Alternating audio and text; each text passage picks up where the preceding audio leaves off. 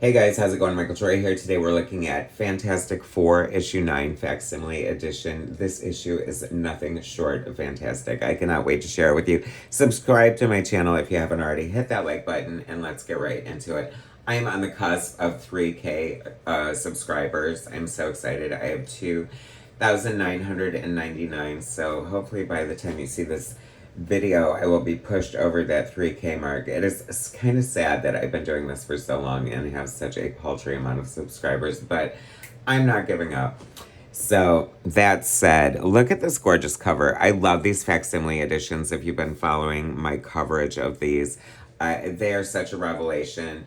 This is such a great moment for me as a Fantastic Four fan because it feels like a lot of people decry the facsimiles. They don't like the shiny paper, and they don't like the expensive price. But for me, for $5 on a monthly basis, to be able to experience the Fantastic Four, the kind of the way it came out on the newsstands, as if it were 1961, 2, or 3, or whatever the hell this came out.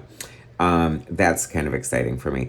I notice how gorgeous these covers are, and I don't know if I don't think they're recolored, but I would love to see like the original, Fantastic Four #9 and hold it in my hand and see how the coloring looked, because I doubt it's this bright, but I do feel like a little extra care went into the cover. This is such a great comic trope that doesn't really exist anymore. It's directly from the comic. It's not a stand-in pose or a stand-in model shot, not a pinup. It's telling kind of the story to draw you into the interior of the book. There's thought balloons, there's captions. It's amazing. The Fantastic Four are being evicted from the Baxter building. I mean, who doesn't want to read this story? It is so wacky. It is so Silver Age. I love it. Another great reason to love the facsimile editions are the ads in place. A lot of muscle ads appealing to the skinny nerds known for comic fandom, I guess. Know your audience, right? It's kind of funny because, I guess kids are fantasizing about wanting to be these, superheroes. So, if, it's good marketing on their part. Okay, so we have a broader credit box, finally. Comics notoriously, a long time ago, gave very little, if no credit to sometimes not even the writer, penciler, let alone the inker, colorist, and letterer. We have the script by Stan Lee, art by Jack Kirby, inking by Dick Ayers, and lettering by Art Simek. Now, it's funny that it should say script Stan Lee because notoriously Jack Kirby pretty much came up with most of the story. I still think Stan was involved to some degree. It's arguable. Notably, inking by Dick A. Love the lettering by Artie Simek, the hardest working man in this book. It is so overwritten and so verbose. That is the hard adjustment to make on these old style books. Like, they're so underwritten now. It takes me like less than 5 minutes to read a modern comic book. And this, like, you gotta hunker down and like brace yourself with all the words on the page. This is such a great era of the Fantastic Four.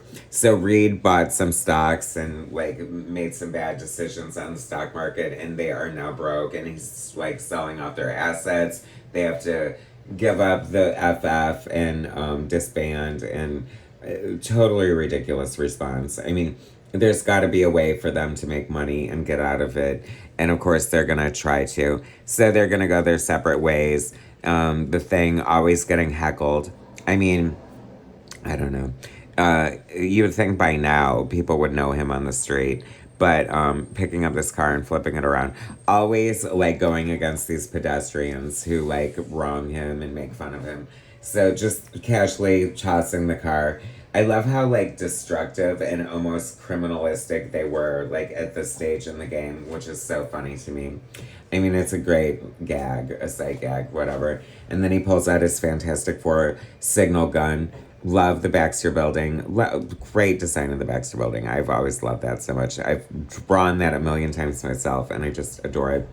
So even though they're busted up, the here comes Johnny in the fantastic car, and he's like, "Oh, if I knew it was gonna be you, I wouldn't have come. Hey, shut up! I need a lift." To my new friend Alicia, who we met in issue 8 when they battled the Puppet Master, and Alicia is his stepdaughter. She's a blind sculptress who has befriended the Thing, and she is just so great. I love the parts of the FF mythos that are intact. The Beauty and the Beast aspect here. Thing is like, notoriously down on himself and just like this man, this monster. And Alicia is there to like, I sculpted this white knight doll for you because you're my white knight. And, I know that things look bleak right now, but you won't desert your friends. And so he goes back and they're like, oh, we got this mysterious offer to star in a movie for $1 million. And of course we have to take it, but Thing will never subject himself to that. And he's like, what a revolt and development. Someone told me I was a white knight who am loyal to my friends, and so of course I'm going to stick by you. So now they have no money and no transportation. You would think any good movie producer worth their salt would at least spring for a bus ticket, if not a plane ticket, and fly these 4 out there. I mean, they just had the fantastic car like 3 seconds ago. But hey, suspension of disbelief, right? So they're going to hitchhike from New York to LA, and why not?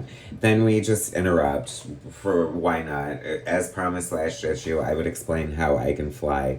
And there's this ridiculous explanation of how he's able to fly, the training he goes through, the weather reports, and I guess Farmer's Almanac he's reading to figure out when it's going to rain to avoid his arch enemy water. Hilarious. I love it. What a great nugget. And a shoe ad. I love the chapter breaks in this. So we're in Hollywood now. By the way, Dick Ayers inking. I 100%, hands down, Joe Sinnott is inarguably, for me, my favorite Jack Kirby inker thus far. Like, I haven't experienced tons and tons of Kirby art, believe it or not, so I'm open. But there's a lot of aspects that I'm loving to this Dick Ayers inking, and there are certain little things that look a little, I don't know, off to me. But these are such great cameos right here. This is clearly Alfred Hitchcock, John Wayne, Vivian Lee, Errol Flynn, I want to say, Bob Hope. Is that Rodney Dangerfield? Dean Martin? I mean, hilarious. I love that Thing. It's like, oh, the receptionist is this good looking. I can't wait to see the actresses. And so they find out that the Submariner is ponying up the money to star in the movie. And they're like, well, we're desperate, so whatever. We have to follow through. And we signed a contract. Anyway. So Johnny's like, I'm going to buy a sports car with my part of the money. They're only getting $1 million. So this is going to get them out of hock, I guess. I mean, $1 million back in the 60s was a lot of money. So he buys this like hot pink sports car, picks up a couple of chicks, uses his flame to like repair the road. It's so funny, when I interviewed Wendy Peeney, she had made a reference to the Kirby feet. And I didn't really know what she was talking about, and now I totally know what she's talking about. Kirby draws the weirdest feet ever. Oh my god, what in the good God's green earth is that foot there? Nightmares. But it is so great. He makes reference to being on Muscle Beach, which is Venice Beach in California, where Arnold Schwarzenegger used to work out. There's like a Gold's Gym there, famously, and I love the sort of reference in here. Meanwhile, he's taking Susan out to dinner. I do low-key have always loved like the scandalous relationship between Sue and Namor. So good. And of course, Namor is up to no good. He's like, Reed, you're gonna film the first scene. We're gonna film this. You're gonna fight this robotic Cyclops on this island. So go have at it. And then Namor, with the best looking face I've ever seen. He looks like such a dick in this picture. It's so great. And he's all, it's a real Cyclops. You're screwed. The art is so good. I love the shot here. This is such a great, like, bird's eye view. So cinematic, fittingly, right? Once again, love the chapter breaks. So much fun. Great Cyclops. See, this is like a great page to show, like, sort of, I don't know, the finesse and the fine little lines that Dick Ayers is doing. That isn't quite as slick as Joe Sinnott, and dare I say, maybe a little truer to Kirby's pencils. I'm not 100%, but I do like it for its own merit. This took me straight out of the comic book. One of the things is I feel like I'm the hindsight is 2020 detective or whatever. I'm experiencing these older, like, Silver Age books for the first time, but having gone through the Bronze Age. So, tell me this is not a direct reference for Flatman from the Great Lakes Avengers, created by John Byrne, notorious, like, Kirby aficionado. I see what you did there, John Byrne, and I 100% love it, and that gave me such a thrill. Did anyone else ever pick that up? It's probably common knowledge, but news to me. And his just the way he uses his powers, it's so delightfully ridiculous and just so fun and over the top. And then he tricks him into falling down this hole, and then Johnny's being filmed fighting these natives who he doesn't know have the antidote to flame, and it's just so corny and like Silver Age and just like so fun. And once again, another beautiful chapter break page here, almost like getting a splash page. And just, I love the composition and just like the pure comic bookness of this. It's almost like a wacky, like, sitcom scenario. Like this week on the Fantastic Four, they go bankrupt and have to sign a shady contract with the Submariner. Like, it's so good. I love this issue so much.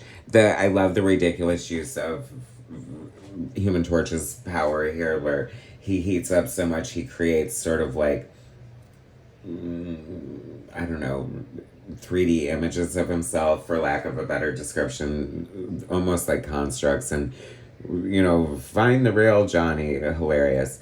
Love the way the flame is inked here. Like, that is so cool. I love that. And then, as usual, as they're always causing destruction, like he basically causes this volcano to erupt and then makes his escape. This is so good too. Then, I love how it's always just like everyone does thing dirty and like it seems so personal.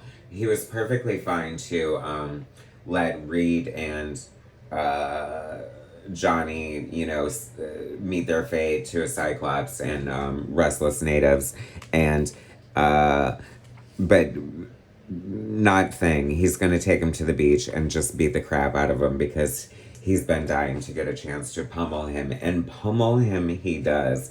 Up and down, just like bouncing, like jackhammering his shoulders until he plunges him into the sand, leaving him pretty much powerless, beating the shit out of him, making sure that he's like partially in the waters where he gets his strength. So screwed up. Love the 9-panel Watchmen right there. Fantastic 4 letters page. Always looking for noteworthy names. Nothing stands out in this one to me that I'm aware of, but hey, always on the lookout for that. I imagine they're doing the first year of the Fantastic Four. I think someone had mentioned that. I hope they keep going beyond that, or at least do like other key arcs from the Kirby and Lee run, because this has to be selling well. I know they must be. Like, people have got to eat up these facsimiles the way that I am. Then, it's so weird, another great chapter break. This is beautifully drawn. I would love to see the original artboard for this. So good. Just the composition and just the inks, the look on Ben's face. I don't know. It's just so fantastic.